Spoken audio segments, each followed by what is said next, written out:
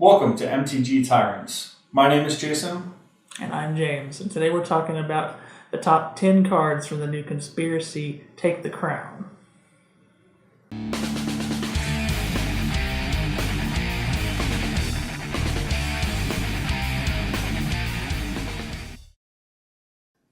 Alright, the number 10 spot, we have Leopold, Emissary of Trust.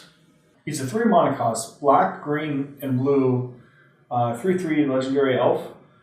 His ability is pretty cool. It's each opponent can't draw more than one card each turn, and also whenever you or an opponent you control becomes the target of a spell or ability an opponent controls, you may draw a card.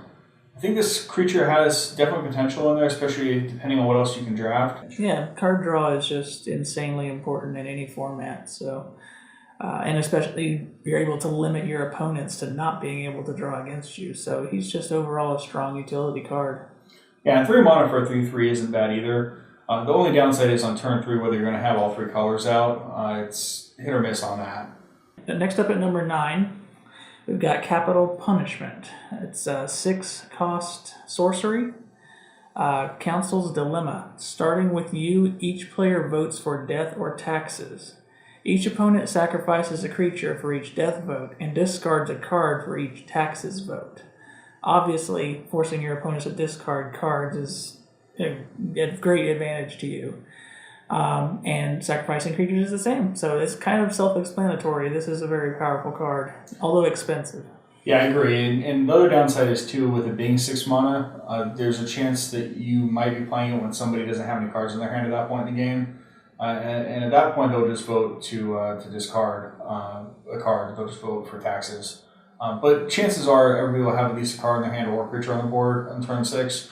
So it's a pretty powerful card. Definitely. And with 4 people in a game or more, maybe, that one person, that's okay. You still got 2 other people that you need to take out as well. So, in at number 8 is the Queen herself, Queen Marchesa. She's a 4 mana cost, red, white, and black, and 1 colorless. She's a 3/3 Death Touch Haste. Her ability is when she enters the battlefield, you become the monarch. At the beginning of your upkeep, if an opponent is the monarch, put a 1/1 black assassin creature token with Death Touch and Haste onto the battlefield. 4 mana for a 3/3 with Death Touch and Haste is already really good in my opinion.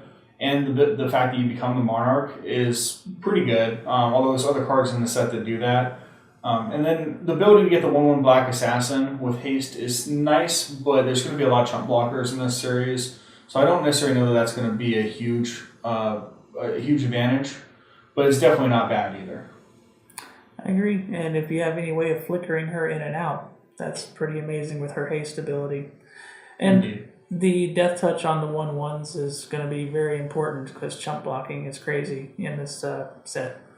All right, at number 7, we got our first Planeswalker, Diretta, Ingenious Iconoclast. He's 3 costs, black and red, with only 3 loyalty.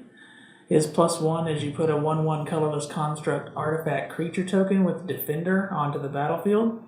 His -1 ability, you may sacrifice an artifact. If you do, destroy target artifact or creature. And his -6 ultimate is choose target artifact card in a graveyard or artifact on the battlefield. Put 3 tokens that are copies of it onto the battlefield. So this guy's pretty situational, and in a draft type format, I think that he's going to be tougher to work into a lot of decks. But if you get that right card draw, it could turn out very amazing for you. Yeah, I agree. The +1's not bad. You do get the chump block to protect him, which is good. Whenever Planeswalker can protect himself, it's definitely a good thing. The problem that I have is really the 2 good abilities are both minus abilities. The -6, I think, is going to be tough to get to in this format. And the -1 is pretty good, actually. But it's better if you don't have to do the +1 and you have other artifacts in the deck. So it depends a little bit on what you can draft and what synergizes well with your deck. So here's an odd one for number 6. We actually put a uncommon in at number 6. It's Summoner's Bond. It's a conspiracy card. It has double agenda, so you basically name 2 cards at the beginning of the game, 2 different cards, and in this case they're going to be creatures. And the ability is whenever you cast a creature spell with one of the chosen names, you may search your library for a creature card, with the other chosen name and reveal it and put it into your hand, then shuffle your library. This card, in my opinion, is really powerful, especially for an uncommon. It's going to give you the ability to basically choose 2 commons that you might draft 4 of or 3 of in the draft, and it's going to be card draw advantage in essence, because when you play one, once you get one out, you're going to be able to get the next one, and you just bounce them back and forth until you play all 8. So it's definitely a card draw advantage if you have ones that make a good combo as well, lets you play off combos pretty easily. I think overall this is actually a really good card, especially for an uncommon. The only downside, and the reason it's not ranked higher on this list, is just that the nature of draft is randomness, and you never know who's going to be yoinking those cards out from under you that you need to bond back and forth. Okay, so next at number 5, another legendary creature, Adriana, Captain of the Guard. She's a 5-cost red and white human knight. She has melee. What that means is whenever this creature attacks, it gets +1/+1 until end of turn for each opponent you attacked with the creature this combat. And other creatures that you control also have melee. This could be a really strong board controller. Definitely. If you can manage to get enough creatures out at all times to attack each of your opponents, you're hitting with a 5/5 on all your opponents, which will eat up their chump blockers quickly. She is susceptible to removal though, so you got to be careful of that. The other crazy part about the second part of her card is that her melee addition to other creatures is in addition to their own melee ability. So if you can manage to draft 3 or 4 other creatures that already have melee, they get double triggers. So that is amazing. In at number 4 is Selvala, Heart of the Wilds. It's a green creature. It's 3 mana, 2 green and 1 colorless. And it's a legendary, so you can only have 1 out at a time, but this card is fantastic. The ability is whenever another creature enters the battlefield, its controller may draw a card if its power is greater than each other creature's power. That could give your opponent's draw advantage, and probably will, to be honest, especially with this being a 3 mana cost creature where it's a 2/3. Chances are somebody's going to be able to play a bigger creature before you get to play your next one. But her main ability, which is paying 1 green mana and then tapping it, you can add X mana in any combination of colors to your mana pool, where X is the greatest power among creatures you control. And that is insane. I mean, you can basically play any color you want if you have her out on the battlefield, and you can do a multicolored deck, not have to worry about mana. Plus, you can daisy chain big creatures. Being green, having some extra growth in your deck, you could by turn 4 or 5 be placing 2 6-cost creatures on the board. It's just insane. Yeah, and there's not much ramp in this particular block, so having this kind of ramp is going to be really good. And she can block chump attackers too. They're 1/1 attackers. So overall, she's a pretty good card. All right, number 3, our second Planeswalker, Cayenne Ghost Assassin. She's 4 total, which is white and green, or black. Sorry. She comes in with 5 loyalty. Her 0 ability is to exile herself or up to 1 target other creature and return that card to the battlefield under its owner's control at the beginning of your next upkeep. You lose 2 life doing this, but it's basically just a blink. Each opponent loses 2 life and you gain 2 life is her -1. And her -2 is each opponent discards a card and you draw a card. So basically, this woman is a beast. She lets you flash planeswalkers in and out of the battle and regain all of their loyalty points. Yeah, and not only that, but her -1 and -2 abilities are both fantastic.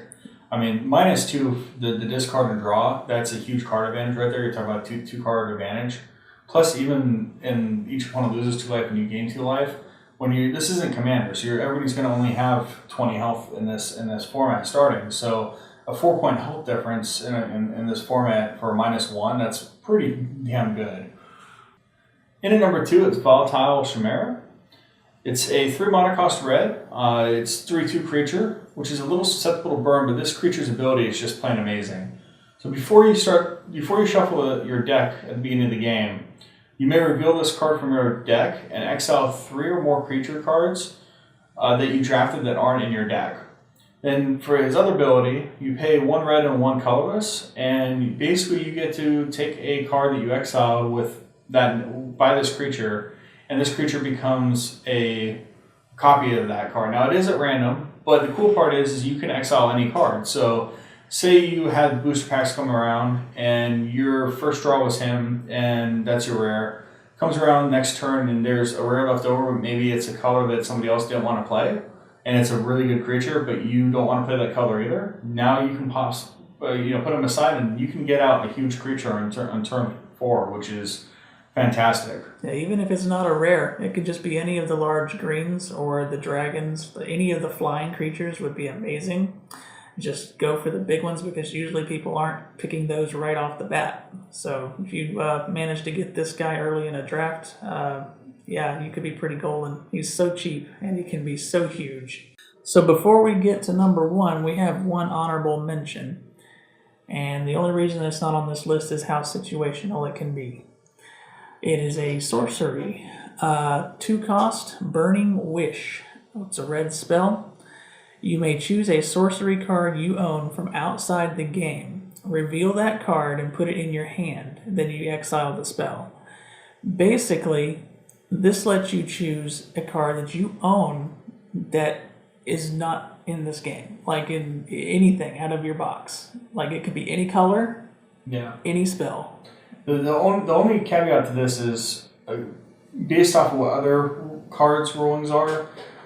In other sets, if it's a sanctioned event, you actually have to have it out of your sideboard.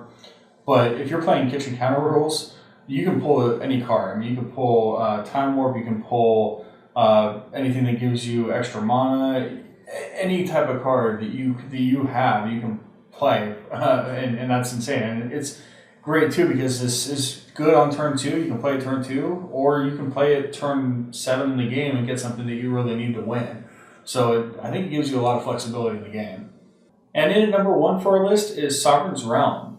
It's a conspiracy card, and I think this one here is a game changer.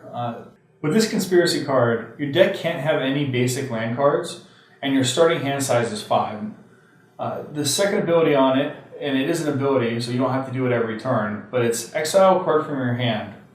This turn you may play basic land cards from outside the game. And then lastly, you have an ability on it that says basic land cards you control have tap, add 1 mana of any color to your mana pool. And this card is just crazy stupid. If you see this and you have the ability to draft it, I would pull it. This is going to let you play any card you want. With all the other card draw mechanics that are out there, there's ways to refill your hand. Plus, you have a 40-card deck that now you don't have to put land in.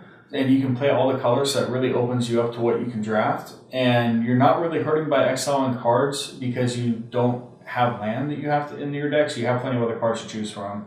And once the game gets going, once you hit turn 7 or 8, most decks you don't need to play any more land, and it just you waste your draw if you draw a land card. With this here, once you get to that point, you never have to, whatever card you draw, you're going to be able to play. And the important part here is that colors don't matter. You can literally pull whatever color you need, so you can have a full rainbow colored deck and still be able to function with this. So yeah, it's an amazing card. Thanks for watching our top 10 card list for Conspiracy Take the Crown. Do you agree, disagree with our choices? Let us know in the comments section. And if you want to see more videos from us, hit the like button and subscribe. And thanks. Thank you. Thank you very much for watching.